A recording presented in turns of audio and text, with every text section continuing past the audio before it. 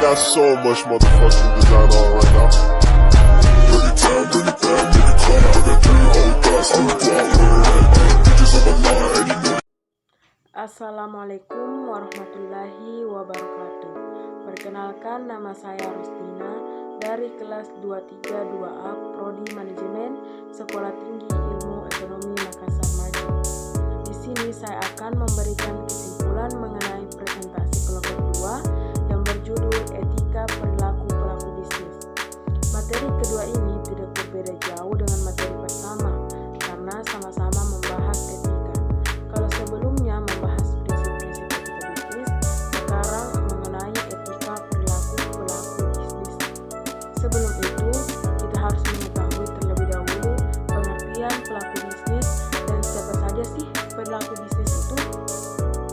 Pelaku bisnis adalah setiap orang, perseorangan, atau badan usaha, baik yang berbentuk badan hukum maupun bukan badan hukum, yang didirikan dan berkedudukan atau melakukan kegiatan dalam wilayah negara kesatuan Republik Indonesia, baik sendiri maupun bersama-sama, melalui perjanjian, menyelenggarakan kegiatan usaha dalam berbagai bidang ekonomi.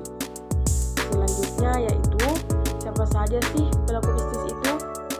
Yang pertama yaitu rumah tangga keluarga. Rumah tangga adalah satuan unit terkecil di dalam masyarakat. Kegiatan utama rumah tangga adalah konsumsi. Oleh karena itu, rumah tangga disebut juga sebagai rumah tangga konsumsi. Untuk pelaku yang kedua yaitu perusahaan. Perusahaan merupakan badan usaha yang menjalankan suatu kegiatan dengan tujuan utama memperoleh keuntungan. Kegiatan utama perusahaan adalah berproduksi. Oleh karena itu, perusahaan disebut dengan rumah tangga produksi. Untuk pelaku bisnis yang ketiga yaitu negara atau pemerintah. Peran negara sebagai pelaku ekonomi dapat ditemukan tersirat dalam Undang-Undang Dasar 1945. Negara disebutkan memiliki peranan penting dalam kegiatan ekonomi, yaitu menguasai hajat hidup orang banyak. Oleh karena itu, negara dan pemerintah memiliki peran sebagai pengatur. Untuk pelaku bisnis yang keempat yaitu koperasi. Koperasi adalah suatu perkumpulan atau organisasi sosial yang bergerak dalam berbagai lapangan ekonomi. Koperasi dapat berperan sebagai konsumen yang membutuhkan sumber-sumber daya ekonomi, sekaligus juga produsen yang menghasilkan barang atau jasa untuk memenuhi kebutuhan anggotanya. Untuk pelaku bisnis yang kelima yaitu luar negeri. Sebagian dari pengeluaran yang dilakukan oleh rumah tangga, perusahaan, dan pemerintah tidak hanya mengalir ke dalam pasar domestik atau pasar dalam negeri saja, melainkan ke pasar luar negeri.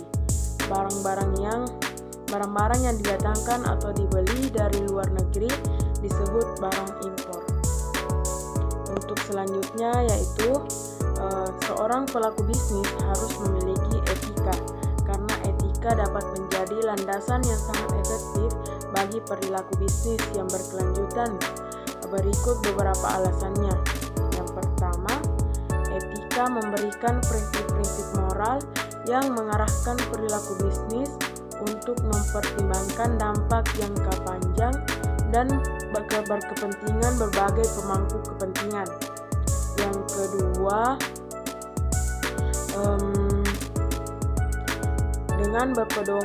dengan berpedoman pada etika, pelaku bisnis akan lebih bertanggung jawab dalam pengambilan keputusan, memperhatikan dampak sosial dan lingkungan, serta berupaya menciptakan nilai bagi seluruh pemangku kepentingan.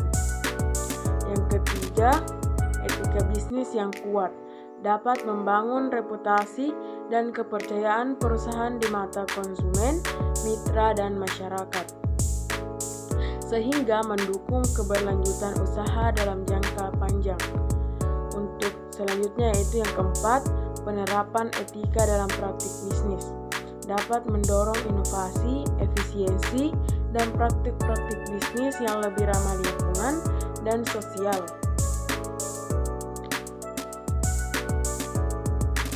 Dengan demikian, etika dapat menjadi landasan yang sangat efektif bagi perilaku bisnis yang berkelanjutan. Asalkan diterapkan secara konsisten dan menjadi bagian integral dari budaya organisasi. Tujuan utama dalam berbisnis adalah mendapatkan keuntungan secara finansial. Namun, bukan berarti seorang pelaku bisnis bisa menghalalkan segala cara untuk mencapai tujuannya. Untuk itulah dibutuhkan etika dalam berbisnis. Mungkin itu saja yang dapat saya sampaikan. Kurang lebihnya mohon dimaafkan. Sekian dari saya. Assalamualaikum.